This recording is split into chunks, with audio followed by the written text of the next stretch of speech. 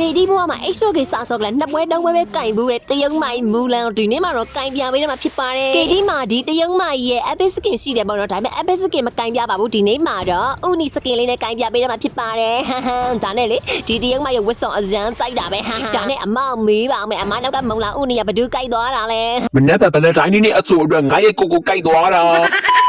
KD မောင်နဲ့မျက်နှာချင်းဆိုင်လိုက်ခိုက်ရမယ်ပုံကောကတော့အစိုးရကင်စရာကြီးပဲဖြစ်ပါတယ်ဟဲ့ကင်စရာမဟုတ်ကင်စားနင်ကနေကင်စားမကလို့ကင်စရာကြီးဖြစ်နေတယ်ငါ့မုံလောင်နဲ့နင်ပင်အောင်ထည့်လိုက်ပြီး go အေးစူးထည့်တာလည်းမဟုတ်ရဲ့ go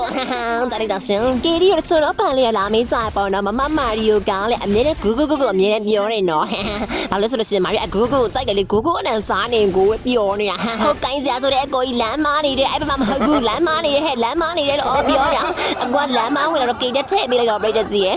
အော်ဂျာနဲ့လေအကိုကြီးကင်စားရေအကိုရအရန်ကင်စားနေဆိုကင်စားတစ်ခုလောက်မလို့ချင်ဘူးလား KD ရဲ့မုံလောင်လေးကင်ကြည့်ပါလား KD ရဲ့မုံလာဦးကိုကြောက်လေးနဲ့ကြော်စားရင်ကောင်းပါရဲ့ရှင်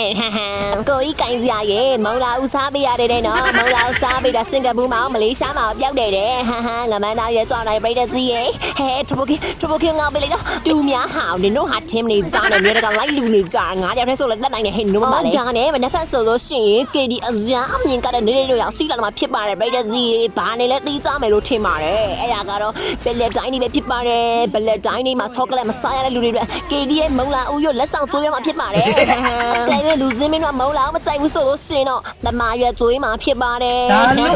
တကယ်တမ်းပြောရင် KD ရဲ့ဘာမှဒီတရုံမိုင်မူလန်ကိုင်ပြီးနိုင်တယ်ဆိုတာတပွဲတလိပ်ပဲစီတယ်ဒီနေ့တော့ကန်ဆိုးကန်ကောင်းဗတဲ့လဲ KD အများကြီးစားလိုက်တဲ့ပြိတ္တကြီးအားလုံးပဲ comment မှာကခဲရှင်နေရှင်မခင်နိုင်ပါတယ်နောက်နေ့ပြီးတော့ပြန်လေးကြမယ်နော်အားလုံးပဲ bye bye